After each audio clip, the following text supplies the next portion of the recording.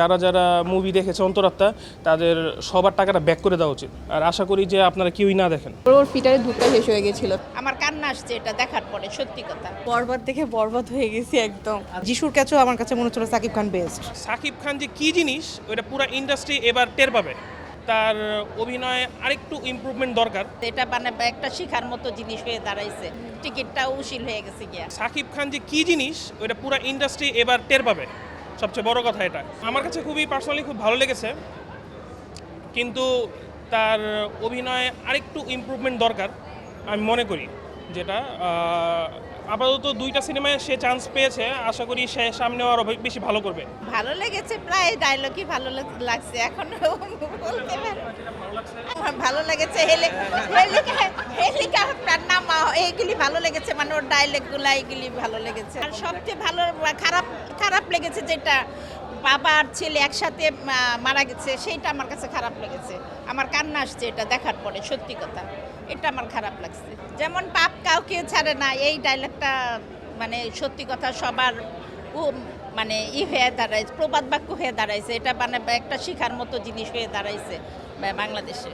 আমার কাছে তো খুবই ভালো লেগেছে। অনেক দিন পরে ছেলেও চাকরি করে, রবিবার থেকে সবার কর্ম শুরু হয়ে যাবে।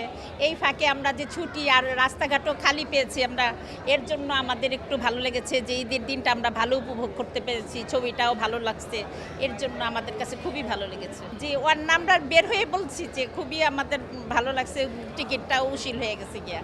ওয়ান্ডারফুল, খুবই সুন্দর, অ্যামেজিং। অ্যাকশন সব কিছুই ভালো ছিল।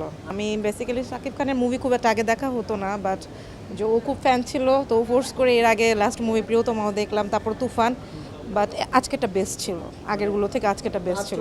সবাই ভালো করেছিল, বাট সাকিব খান এক্সিলেন্ট অভিনয় করেছে। মানে যিশুর কাছেও আমার কাছে মনে হচ্ছিল সাকিব খান বেস্ট। যিশুর অভিনয় ওর কাছে অনেক, মানে সাকিব খান বেস্ট ছিল। আমি প্রিয়তমা দেখেছি, তুফান দেখেছি, এটা আমার থার্ড, আজকের মুভিটা থার্ড দেখা। অন্তরাত্মা যেটা বের হয়েছে আমি পার্সোনালি দেখতে যাচ্ছি না, অনেকেই বললো মানে ব্যাড রিভিউ দিচ্ছে আর কি অন্তরাত্মাটা। আর আশা করি যারা যারা মুভি দেখেছে অন্তরাত্মা তাদের সবার টাকাটা ব্যাক করে দেওয়া উচিত। মানে অসম্ভব বাজেটটা মুভি।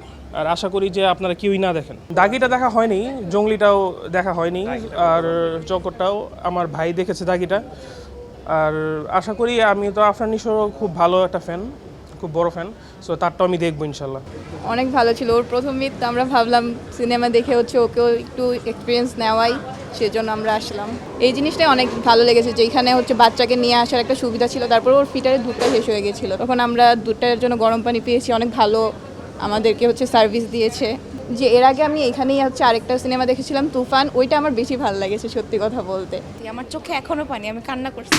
বরবাদ দেখে বরবাদ হয়ে গেছি একদম। খুবই ভালো ছিল, সাকিব খানের চরিত্র অসাধারণ ছিল, দেখে খুবই ভালো লেগেছে। না, ইমোশনাল ছিল, লাস্টের পার্টটা আরও বেশি ইমোশনাল ছিল।